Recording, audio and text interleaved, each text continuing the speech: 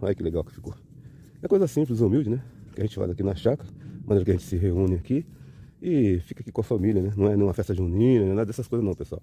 Apenas agora nesse momento de frio, nessa friaca toda, a gente pega, se reúne e fica aqui cantando uns louvores, né? Batendo papo e colocando as conversas em dia também com a família, né? As barracas já estão montadas ali, algumas.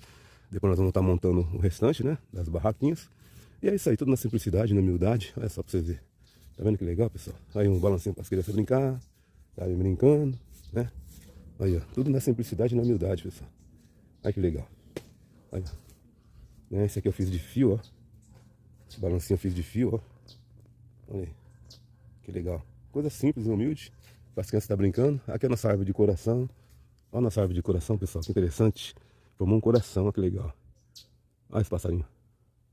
O passarinho tá aqui, ó, né? Que é cheio de pássaro, pessoal.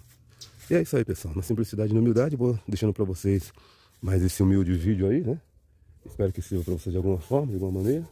Trazer um fogãozinho velho, já deixei aqui fora. Vou só trazer o bujão, colocar o bujão aí. E é isso aí, tá bom, pessoal? Um forte abraço, fiquem todos com Deus.